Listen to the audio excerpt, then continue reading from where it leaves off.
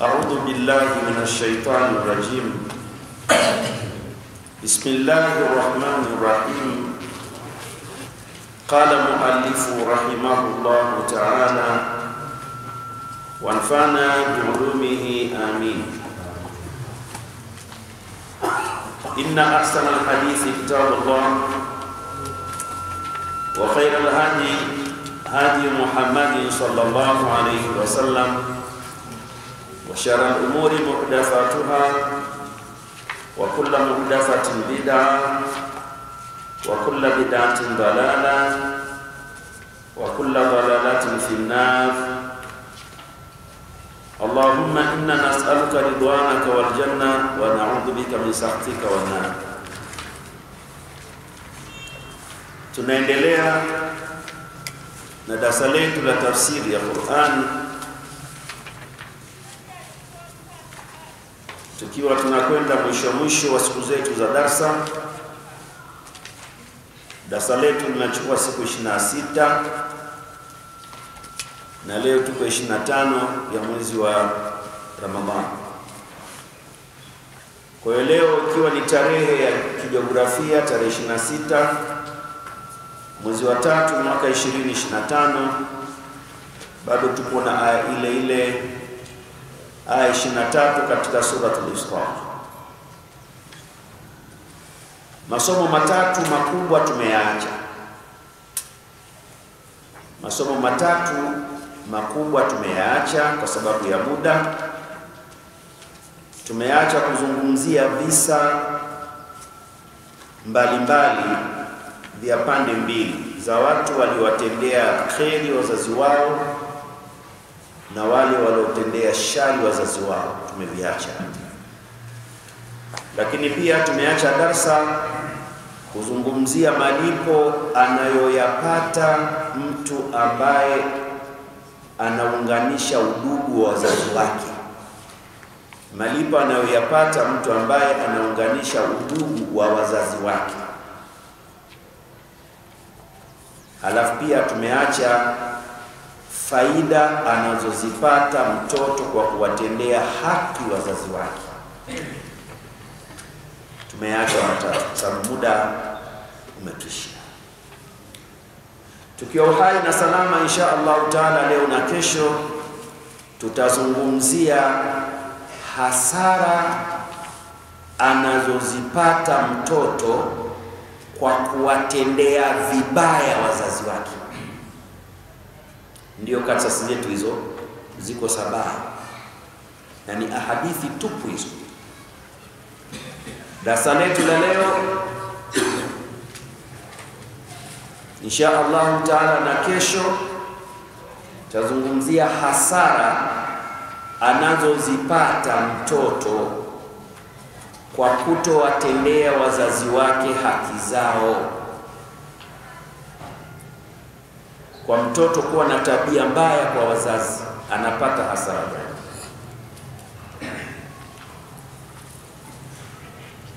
Ndiyo kichwa cha habari, hasara anazozipata mtoto mbaya kwa wazazi wake, au hasara anazozipata mtoto asiyewafanyia haki wazazi wake.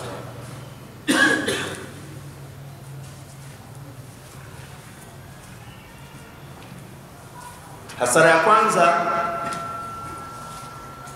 kwanza yaf'alu kaba'ira,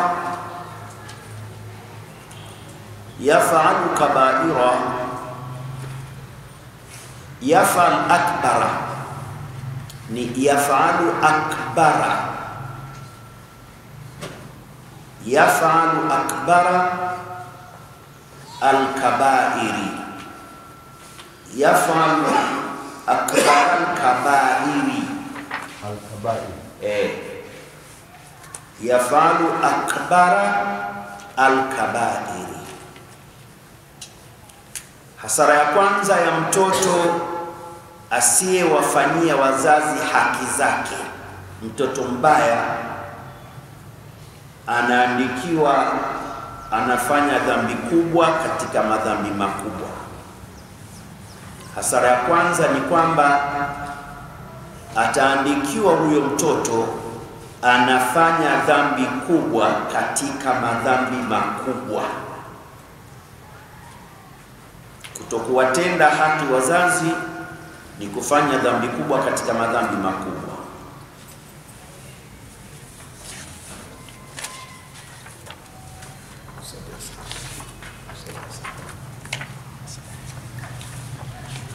Hadithi yetu inasema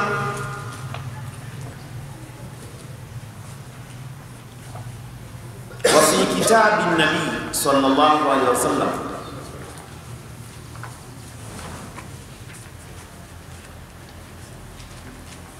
wa fi kitabi, katika barua an-nabii sallallahu alaihi wasallam, ya mtume sallallahu alaihi wasallam, alladhi katabahu, sijui mnapaona, alladhi katabahu, barua ambayo aliandika ila ahli al-Yaman, kuandikia watu wa wapi?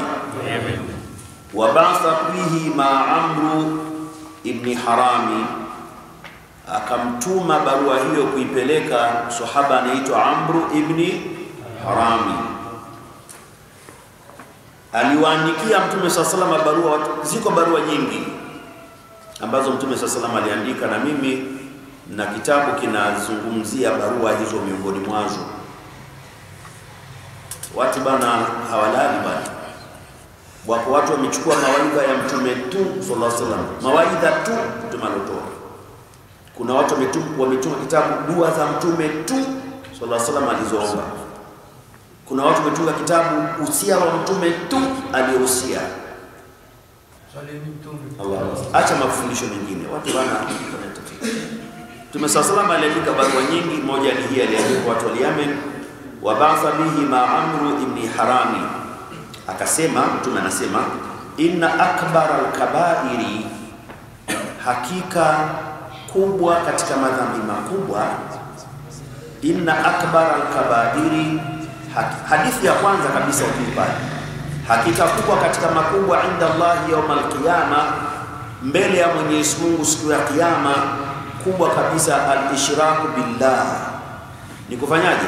Kushirikisha Mwenyezi Mungu. Wa qatlu nafsi mu'mina bighairi al-haqqi, na kuua nafsi ya muumini pasina haki. Wal firaru fi sabilillahi yawma zafi, na kukimbia katika njia ya Mwenyezi Mungu siku ya vita. Halafu hapo ndio mahalu shahid.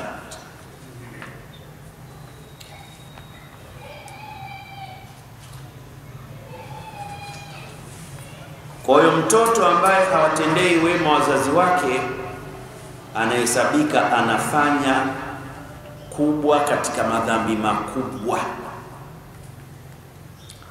Hiyo ni hasara ya kwanza. Hasara pili, hapa mwanzo kwenye jina la huyu aliyetumwa barua, Amr ibn ni Haram au ni Hazmi?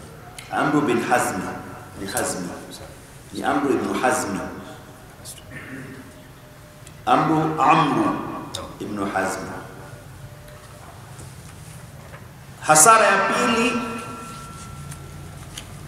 la yanzuru Allahu ilayhi, la yanzuru Allahu ilayhi, la yanzuru Allahu ilayhi, la yanzuru Allahu ilayhi. Hasara ya pili ya mtoto anaipata kwa kutokuwatendea haki wazazi wake, la yanzuru Allahu ilayhi, Mwenyezi Mungu hamtazami kwa jicho la rahma. Mwenyezi Mungu hamtazami kwa jicho la rahma. Kwa maana hiyo ni kwamba kama anafunga mwezi wa Ramadhani kama hivi, Mwenyezi Mungu hana habari naye, kwa sababu Mwenyezi Mungu wafungaji huwa anawaangalia kwa jicho la rahma. Sasa huyo aqu alwalidaihi, mwenye kuasi wazazi, mwenye kutokuwatii wazazi, Mungu amwangalie kwa rahma. Kwa hiyo kama anafunga tu tayari.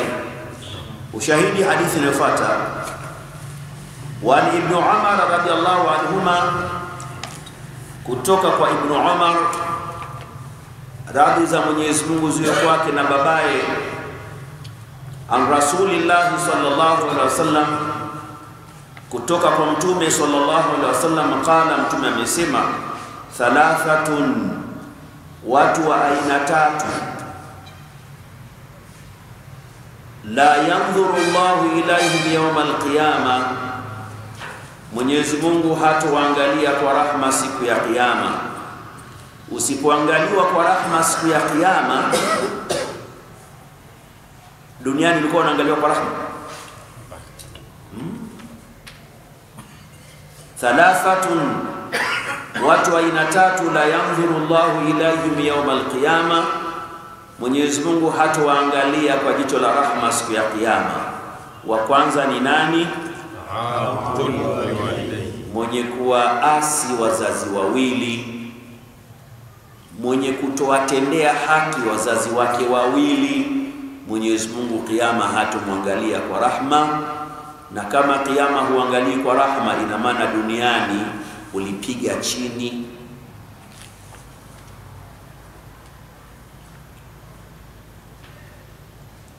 Kuna haja ya kuendelea kule mbele? Tunasoma mahali shahidi na tuende na mbele. Lakini muda utatutupa, itabidi tusome hizi siku tatu hizi, ziko peji 7 hizi. Al-aqu lilwalidaihi, ni mtu mwenye kuwanyanyasa wazazi wake wawili, Mwenyezi Mungu hatomwangalia. Wa mudminul khamri, na mlevi wa pombe ambaye hakuacha. Wa mudminul khamri, na mlevi wa pombe ambaye hakuacha. Wal mannanu ata'uhu, na mfitinishaji, ufitinishaji ndio unamlisha. Wal mananu ata'uhu, na mfitinishaji ambaye ndo kazi yake chawa na chawa.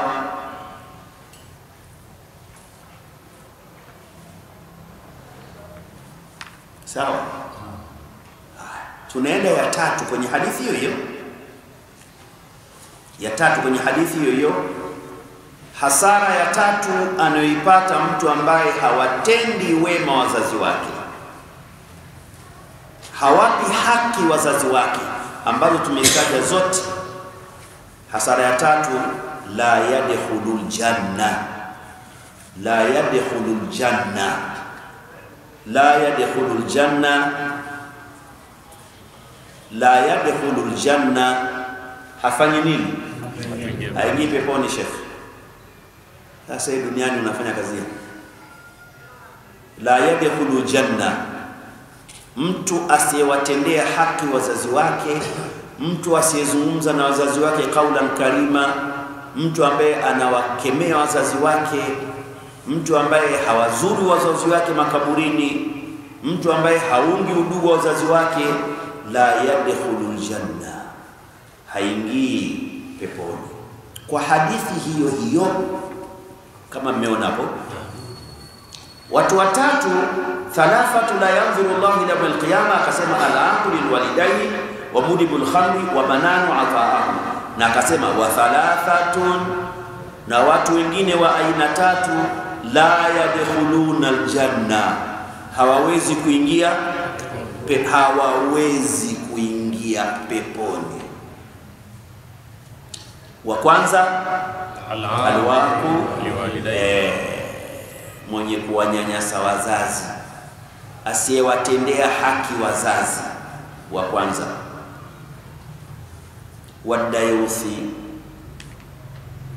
Wadayuthi, na mtu ambaye anajua uchafu wa mke wake lakini akaamua kuvumilia.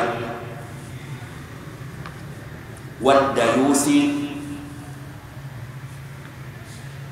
na mtu ambaye anajua mke wake ni mzinifu, mke wake ana hivi, mchawi, anajua kabisa, lakini sasa mimi naishi naye tu, huyo haingii. Dayuth, utakuta kule chini kuna tafsiri ya dayuth, utaona kwenye tafsiri nyingine. Alafu akasema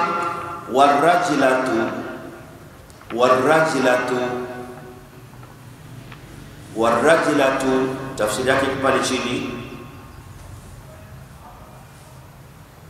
ni mwanamke ambaye atajifananisha na wanaume na mwanamume atakayejifananisha na wanawake. Haipigi upande mmoja, inapiga pote. Huyo pia peponi haingii. Mwanamume anavaa hereni, mwanamume anavaa kipini, mwanamume anavaa kiunoni cheni au kwenye mguu kikuku, huyo haingii peponi. Na mwanamke ambaye anajifananisha na mwanaume, mavazi yake ni kama ya kiume, yaani akupa mgongo huwezi kujua yule mwanamke mwanaume. Mwanamke ambaye anafanya sihaka, anasagana na mwanamke mwingine, huyu kajifananisha. Na hao walitajwa, Mtume sasa watakuja watu katika umati wangu, wanawake watakuwa wanasagana. Hiyo ni hasara ya tatu.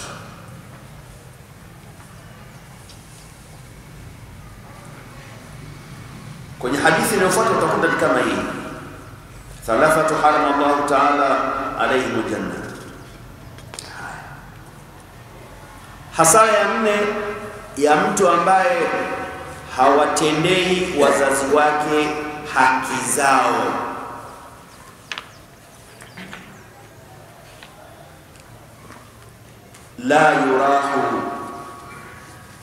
La yurahu rihul janna,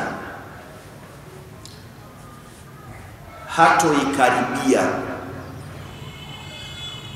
haitomkaribia harufu ya peponi. La yurahu rihul janna, haitomkaribia harufu ya peponi.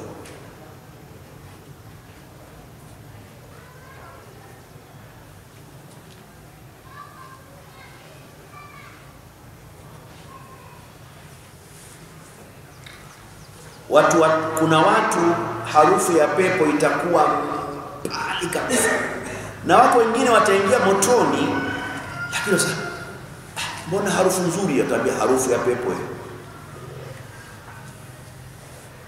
Wako wataisikia harufu ya pepo lakini hawatoingia, ni wale ashabul arafi. Kuna watu watakuwa katikati ya moto na pepo, ashabul arafi, ambao watawaambia watu wa motoni, hebu watu wa peponi, hebu tupeni basi hata tone moja ya maji. Hao watakuwa wanaweza kuzungumza na watu wa peponi. Waruya na Abi Hurairah radhiyallahu anhu, tumeshaandika nne. Imepokelewa hadithi kutoka Abi Hurairah radhi za Mwenyezi Mungu ziwe kwake, kala amesema, kala Rasulullah sallallahu alaihi wasallam, amesema mjumbe wa Mwenyezi Mungu, rehema za Mwenyezi Mungu juu yake na amani. Mmeshapaona? Anasema yurahu rihul janna, itakuwa mbali harufu ya peponi. Yurahu rihul janna, itakuwa mbali harufu ya peponi, itaepushwa harufu ya peponi. Min masirati 500 amin, umbali wa kutembea miaka 500, umbali wa kutembea miaka 500. Kuna watu watakuwa wako hapa, itakapoishia harufu ya pepo, itakapoishia kutoka pale ilipoishia mpaka walipo wao ni kiasi cha kutembea miaka 500. Si tutakuwa tumeelewana hapo? Naam. Harufu ya peponi itakuwa inasikika kwa watu, watakuwa wanaisikia watu kabla ya kuingia na baada ya kuingia, itakuwa inasikika. Lakini kuna watu hawataisikia kabisa hiyo harufu. Itakapoishia na wao watakapokuwa, kutoka itakapoishia mpaka atakapokuwa, kuna mwendo wa miaka 500. Ni hapa na wapi? Na hatua za kutembea ndani ya miaka 500. Utembee kwa mguu sawa, uende kwa boda sawa, uende kwa ndege sawa. Haya, tufanye tu kutembea kwa mguu miaka 500 non stop. Ni hapa na wapi? Ni hapa na wapi? Tuseme ni kwa mguu. Maana hapa hadithi haizungumzii huo umbali ni kwa kipimo cha mwendo wa nini, haijasema. Haya, tufanye ni kwa mguu, unatembea miaka 500, uanze leo hapa kutembea mpaka ifike miaka 500. Pale utakapoishia pale ndio herufu ya pepo itakuwa na wao wapo. Sawa shakabibi? Tufanye ni kutembea kwa mguu. Sije nimeeleweka? Kwani hapa na Shinyanga kwa mguu unaweza kutembea wiki nzima? Hawezi kufika wiki nzima. Unatembea kabisa hapa na Shinyanga? Kilomita 163 haifiki bwana. Sasa fanya tu hata hivyo, haya tufanye iko Shinyanga hiyo harufu wewe uko hapa usikii. Kuna faida gani sasa wewe? Akhera utafaidi nini? Hizi ni hasara za mtu asiyewatenda kheri wazazi wake. Sio kwamba ataiona pepo.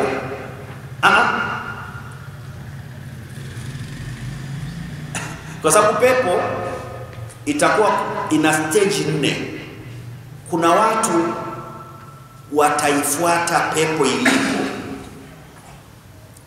na kuna watu watafuatwa na pepo. Allah.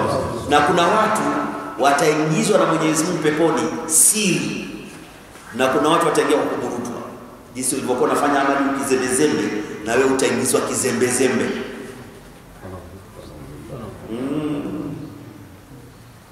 Na hizo zote ni aya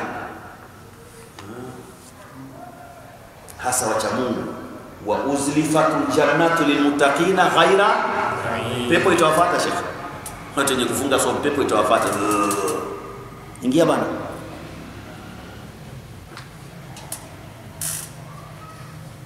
Na ile kuna ile yadkhuluna ndio wataifuata wao kule. Sasa mletu.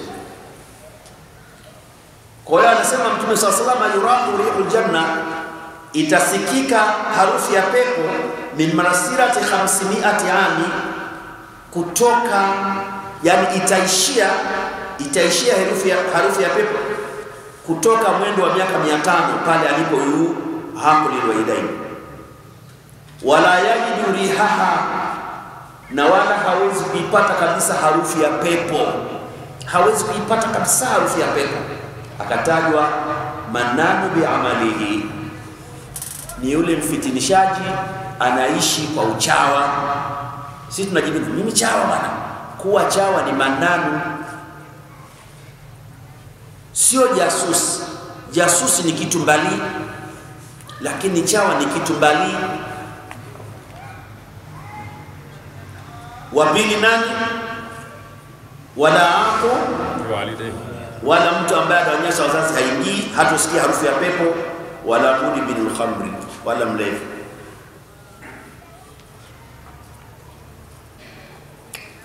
Hasara ya 5. Shekhali upaoni hapo? Mshapaona? Hasara ya 5 ya mtu asiyewatendea haki wazazi wake. Hasara ya 5. La yaqbalu Allahu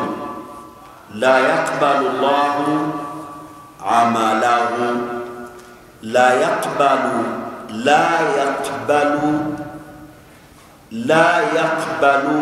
Allahu amalahu. La yaqbalu Allahu amalahu. Mwenyezi Mungu afanye nini? Mwenyezi Mungu hakubali amali yake yoyote. la yaqbalu Allahu amalahu, Mungu hakubali amali yake yoyote. Kwa nini? Kwa sababu ridha Allahi na kuna kitu kingine inasema ridha rabbi fi ridha alwalidaini, mpaka wazazi waridhike ndio na Mungu anafanyaje? Sasa Mungu ana habari ya sala yako, wazazi wako wamekasirika na umewakasirisha kwa jambo la halali. Sasa bora unafunua karatasi, bado tunacheza na hiyo moja tu, uone hatari. Wan abi umamata, si ndio hiyo? Wan abi umamata radiyallahu anhu qala, kutoka kwa Abi Umama radhi za Mwenyezi Mungu ziwe kwake, anasema qala Rasulullah sallallahu alaihi wasallama, amesema mjumbe wa Mwenyezi Mungu, rehma za Mwenyezi Mungu na amani ziwe lake, thalathatun, watu aina la yaqbalu Allahu azza wa jalla, hakubali na hapokei Mwenyezi Mungu mwenye nguvu za kushinda na utukufu.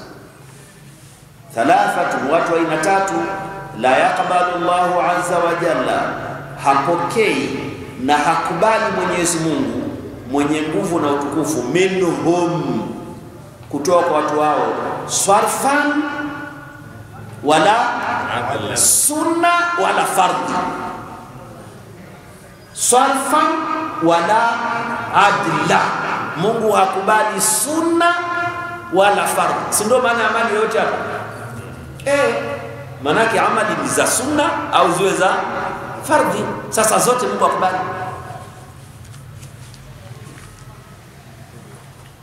Wa kwanza nani? Mtu ambaye anawanyanyasa wazazi wake, mtu ambaye hatendi haki za wazazi wake. Unaweza kusema hapa, sasa hii hadithi imekaaje? Mbona mushriki yakutajwa? Kwani mushriki ana amali ya kufanya? Huyu anazungumza ni kijana Muislamu, huyu tafunga, Mungu anaangalia jamaa anashinda na njaa kule tu. Mimi siwezi kupokea mali yake mpaka ipite radhi kwa nani? Kwa sasa. Kwa hiyo aqul, mwenye kuwanyanyasa wazazi, mwenye kuwatenda vibaya wazazi, wa mananu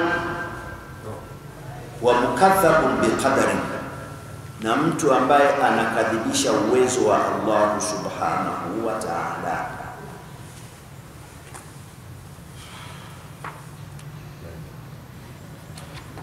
Tupo hasara ya ngapi hiyo? Ya tano. Hasara ya tano. Hasara ya sita. Hasara ya sita ya mtu ambaye hawafanyii wazazi wake haki zao. Hasara ya sita, la yanfa'u amalu, la yanfa'uhu, iweke ndio taka vizuri, la yanfa'uhu, la yanfa'uhu amalun, la yanfa'uhu amalun. Hasara ngapi? Hasara ya sita. Hasara ya sita ni hafanyi nini? Haimnufaishi amali yoyote ya kheri. Kwa hata tukaa pale kaburini, innaka mayitu wa innaka mayitu al'ana yatika makani, sisi tutafanya wajibu wetu wa kufanya fadhakir innafati, lakini wewe hunufaiki chochote.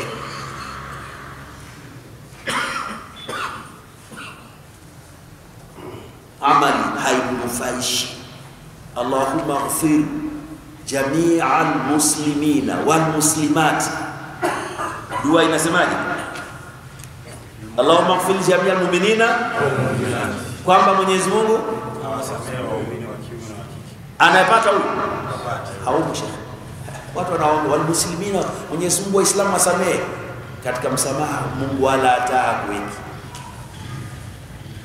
La yanfa'uhu amalun, hainufaishi amali yoyote, ikiwa ni wewe mwenyewe umefanya au umefanywa na watu wengine, haitakunufaisha. Sallu ala nabii, kwa sababu ya wewe kutokuwafanyia wema wazazi wako tu. Nisema baada muhimu sana. Waruya an Thawbana radiyallahu anhu, mmeiona namba 9 namba 9. Waruya an Thawbana radiyallahu anhu an nabii sallallahu alayhi wasallam qala thalathatun, watu wa aina tatu. Funua ni peji namba 2. Thalathatun, watu wa aina tatu, la yanfa'u ma hunna amalun, haziwanufaishi watu hao amali yoyote. Amalun, kuna tamini shapama pale, tanwin zile fathatan, kisratan,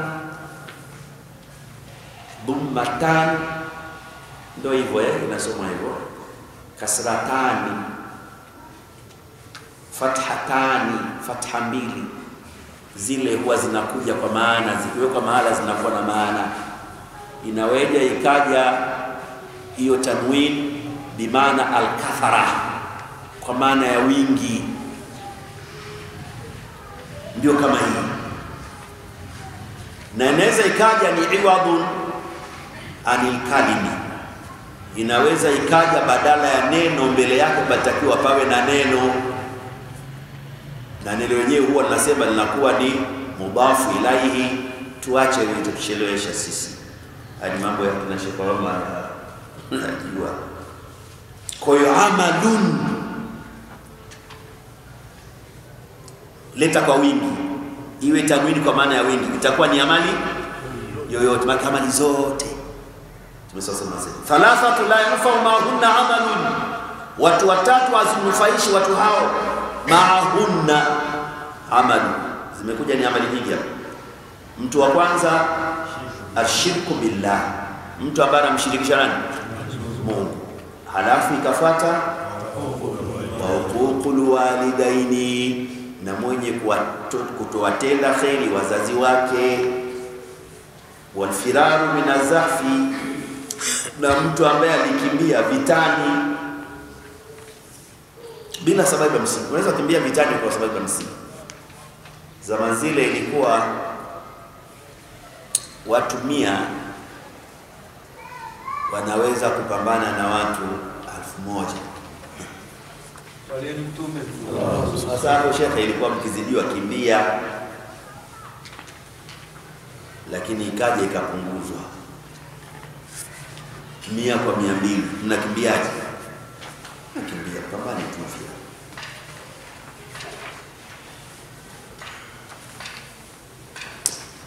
Jamani, tuko pamoja?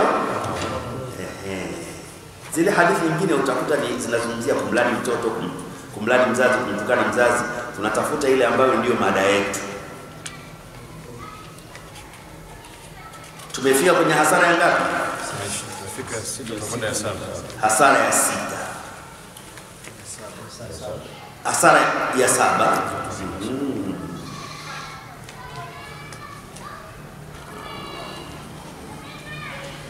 Tafute hadithi nzuri nyepesi. Funua namba 3.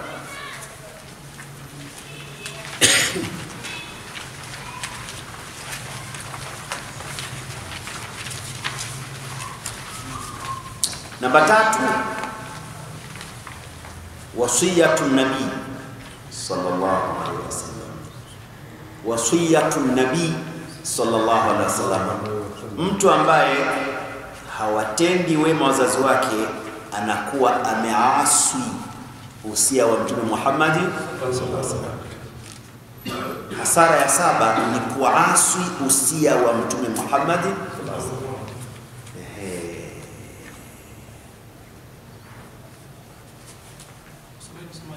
Na wasiyatu nabii sallallahu alaihi wasallam, andika hivyo, wasiyatu nabii sallallahu alaihi wasallam.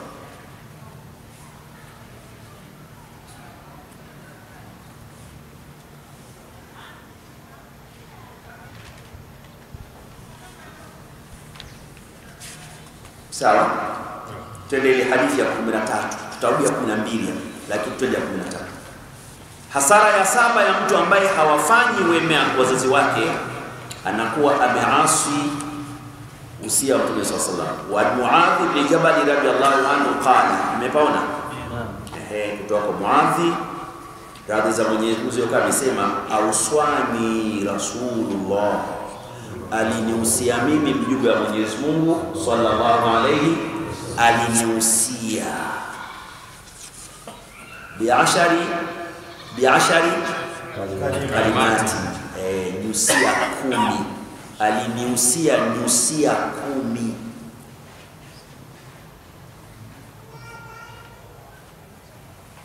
Alinusia nyusia 10. Qala, ya kwanza alisema la tushriki billahi shay'an, usimshirikishe Mwenyezi Mungu chochote. Wa in kutilta, hata kama utauawa. Wa hurikta, na hata kama utachomwa. Usia wa kwanza, hakutaja zote 10.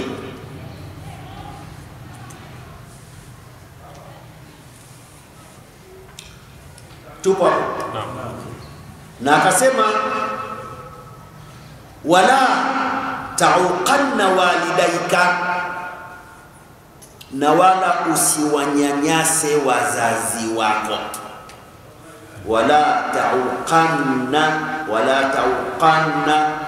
walidaika, usiwanyanyase wazazi wako. Wa in amaraka, hata kama watakuamrisha wewe antahuja min ahlika wa malika, umwache mke wako na uwape mali zako, usionyanyase.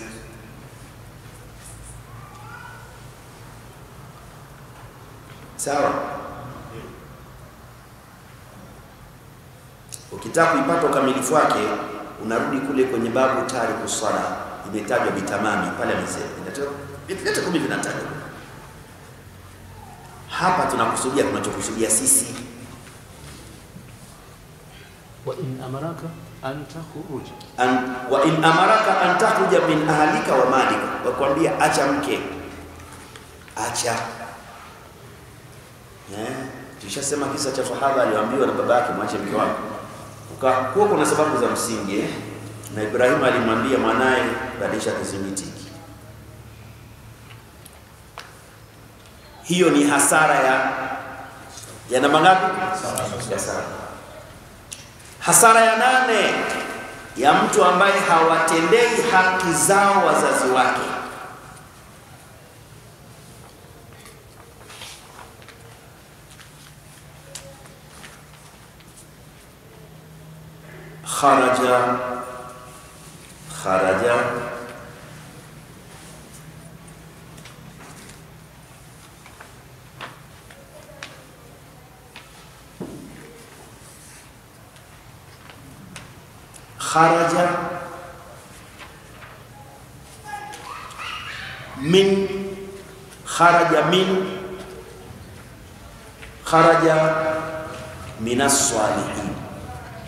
Kharaja minas salihin, kharaja minas salihin.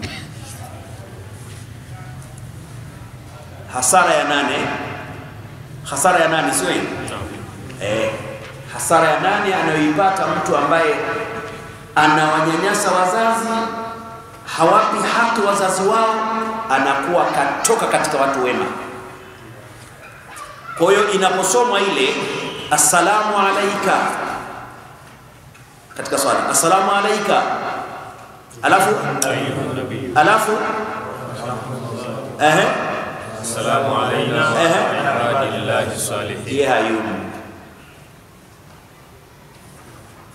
sio wanataja swalihina pale, tunawaombea assalamu alayka ayyuhan nabii wa rahmatullahi wa barakatuh, amani ziwe kwako Mwenyezi Mungu na rehema za Mwenyezi Mungu na baraka zake.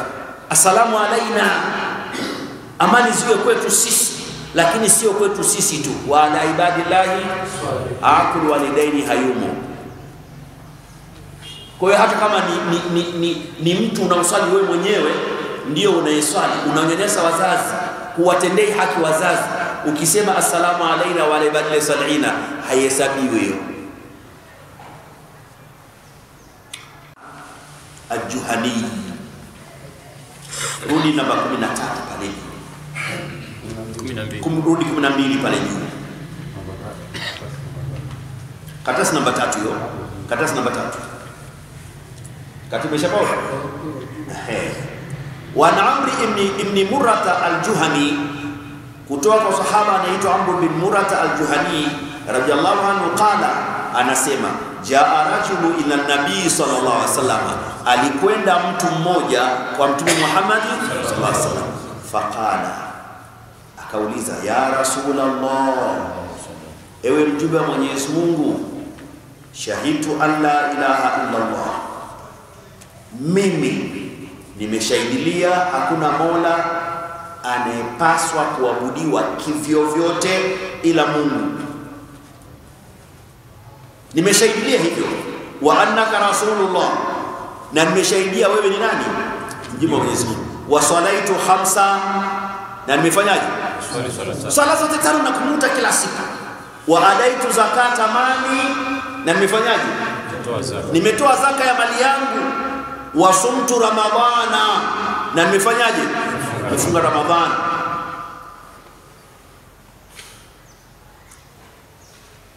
Tupo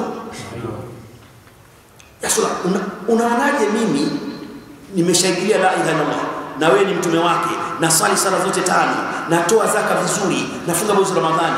Mtume sasa akamwambia, man mata ala hadha, mimi nimemshahidia Mwenyezi Mungu Subhanahu wa Ta'ala, na nimekushahidia wewe kama ni mjumbe wa kweli, na nimeswali swala zangu 5, na ninatekeleza kutoa zaka ya mali yangu, na nimefunga mwezi wa Ramadhani.